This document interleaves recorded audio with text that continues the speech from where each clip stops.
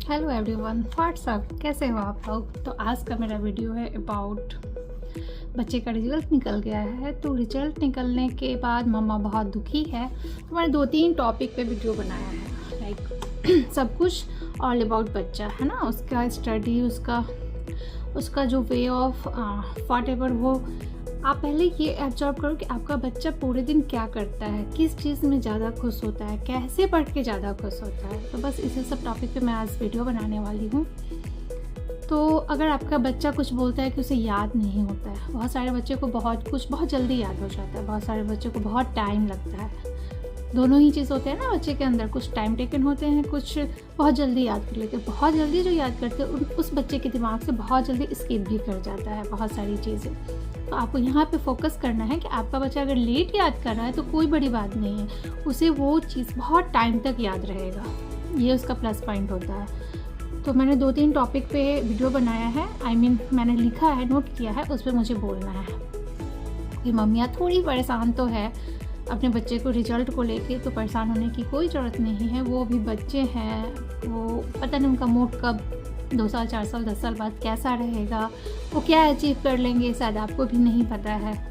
तो अभी से आप परेशान मत हो और बच्चे पे बहुत ज़्यादा प्रेशर मत डालो, अकॉर्डिंग टू मी। बाकी तो मैं इतना ही बोल सकती हूँ क्योंकि मैं अपने बच्चे पे बिल्कुल प्रेशर नहीं डालती हूँ। पर हाँ, उसे ये ज़रूर बोलो कि बेटा तुम्हारे मार्क्स से मुझे बहुत मतलब नहीं है, बट तुम्हारे स्टडी से मुझे बहुत मतलब है। तुम स्टडी सही करो, मार्क्स डजंट मैटर। बच्चे ऐसे भी खुश होकर पढ़ लेते हैं क्योंकि वो यहाँ से फ्री हो जाते हैं कि उन्हें बहुत ज़्यादा टेंशन नहीं लेना है, बहुत मार्क्स पे उसको वो नहीं करना है कि मुझे डिपेंडेंट ही रहना है, ये सब नहीं रहना होता है। तो बच्चे खुश होकर पढ़ लेते हैं, मैंने देखा है।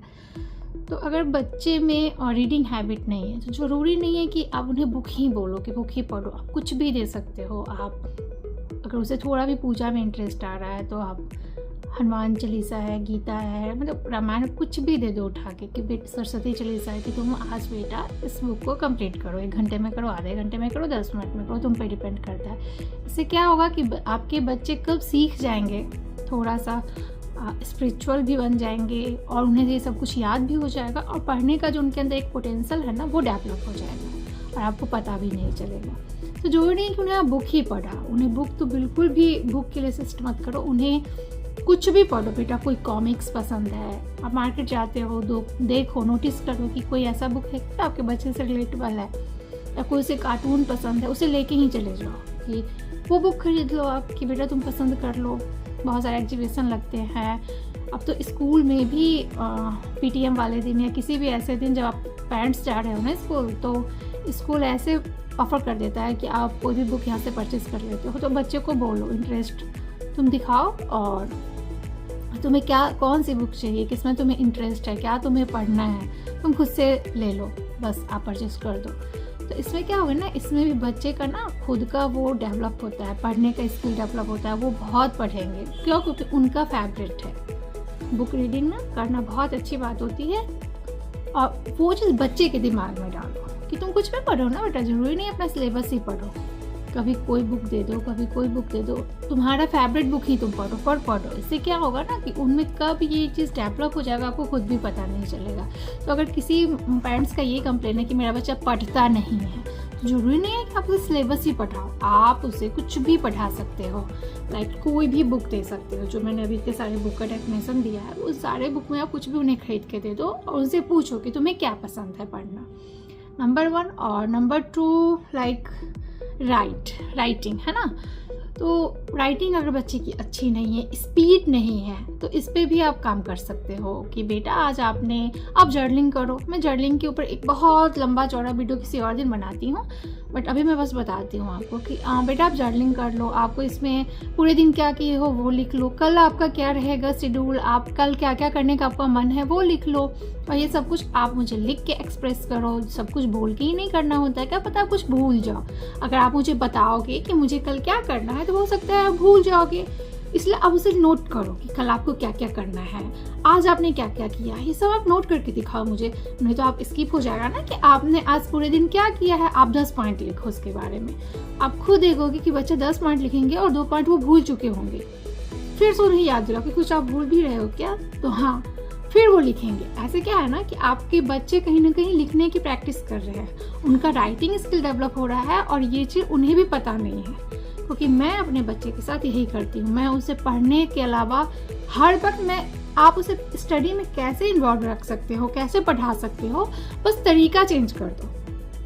ये नहीं कि हर वक्त बुक ही पढ़ो, हर वक्त पढ़ना ही है, हर वक्त सिलेबस ही पढ़ना है, हर वक्त क्लास का ही पढ़ना है। नहीं, तुम बेटा जिसमें खुश हो, तुम्हें जिसमें इंटरेस्ट आ रहा है, तुम्हें जो करना अच्छा लग रहा है, कोई ड्राइंग दे दो, कुछ डायग्राम दे दो, कुछ उससे रिलेटेबल। बच्चे को क्या पसंद है, फिजिक्स पसंद है, अभी तो बहुत छोटे हैं तो आप पर्टिकुलर नहीं ले सकते हो कि इंडिविजुअल फिजिक्स और केमिस्ट्री नहीं कर सकते हो, साइंस कर सकते हो कि साइंस पसंद है, तुम्हें SST पसंद है, तुम्हें इंग्लिश पसंद है, कुछ भी एक डायग्राम बनाओ, कुछ भी कलर करो, कुछ भी एक स्टोरी बनाओ कि तुम क्या बना सकते हो, तुम कहाँ घूमने गए हो, तुम क्या देख के आए हो, तुम्हारा क्या तुम्हारे दिमाग में चल रहा है, कुछ ऐसा ड्रॉ करो।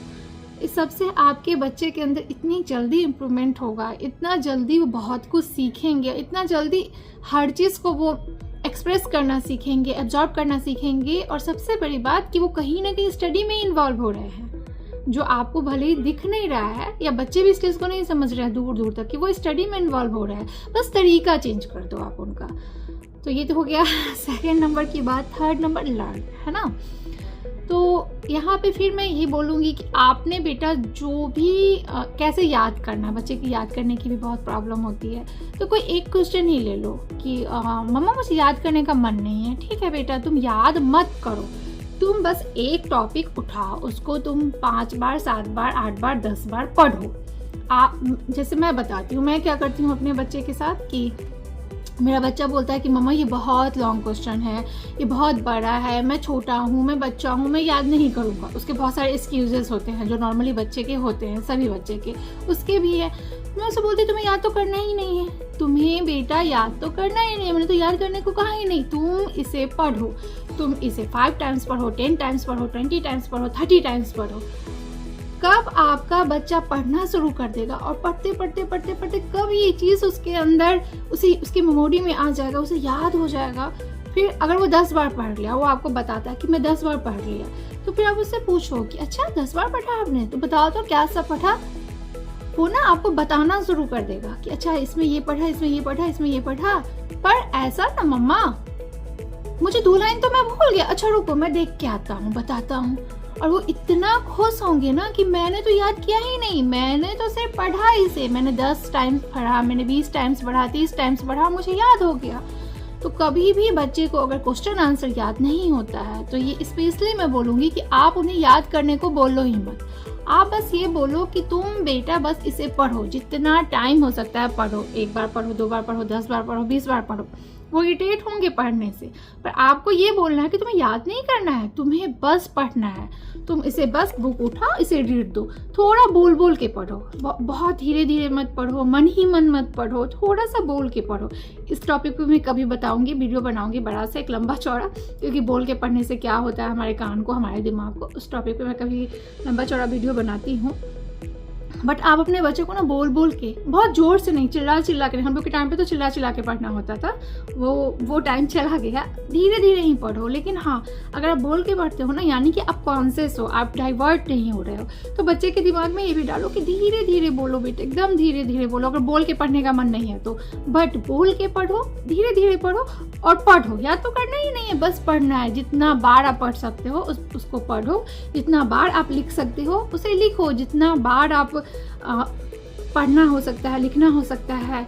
और वो कब याद हो जाएगा ना, लिखते हुए, पढ़ते हुए, बोलते हुए, बताते हुए, आपके बच्चे को खुद समझ नहीं आएगा। इसके बाद जो बच्चे में कॉन्फिडेंस आता है ना कि मैंने तो स्टडी भी कर लिया, मैं तो पढ़ भी लिया, मुझे तो याद भी नहीं करना पड़ा, तो सब कुछ कितना ईजी है ना। तो लाइफ भी ईजी नहीं है, स्टडी भी ईजी नहीं है, ईजी बनाना पड़ता है। तो अभी बहुत सारी मम्मियाँ बहुत परेशान हैं यहाँ से, फ्यूचर को लेके, बच्चे की स्टडी को लेके, तो परेशान होने की कोई ज़रूरत नहीं है। और इन सब टॉपिक पे रिलेटेबल जितने भी आपके क्वेरी हैं, आप मुझे प्लीज़ मैसेज करो, कमेंट करो, मैं सबका आंसर दूंगी क्योंकि मैं आयु को ऐसे ही डील करती हूँ। मैं उसे पढ़ने का तो प्रेशर देती ही नहीं हूँ, पढ़ना तो तुझे बेटा है ही नहीं, तो बस खेल कूद जो करना है करो, बस हाँ कुछ एक्टिविटी है कर लो, कुछ रीड करना है कर लो, कुछ मुझे समझाना है बेटा समझा दो। इस तरीके से आपके बच्चे को इतना इंटरेस्ट आ जाएगा ना पढ़ने में कि आप खुद नहीं सोच पाओगे। और जो भी इस टॉपिक पे रिलेटेबल, अपने बच्चे की एक्टिविटी से रिलेटेबल जो भी प्रॉब्लम हो आपको, प्लीज़ मुझे कमेंट करो, मैं आप लोग को आंसर दूंगी। तो मिलती हूँ अब नेक्स्ट व्लॉग में। Till bye bye, thank you. And हाँ, लाइक एंड सब्सक्राइब कर देना। और हाँ, थैंक यू क्योंकि मेरे सब्सक्राइबर बढ़ रहे हैं, मेरे व्यूज़ बढ़ रहे हैं। तो मुझे बहुत अच्छा लग रहा है और मैं बहुत खुश होकर अब वीडियो बना रही हूँ, क्योंकि ये एक अलग ही अचीवमेंट है जो मैं फील कर रही हूँ कहीं ना कहीं, और मुझे बहुत अच्छा लग रहा है। इसके लिए थैंक यू वेरी मच और मिलती हूँ नेक्स्ट व्लॉग में। Bye bye.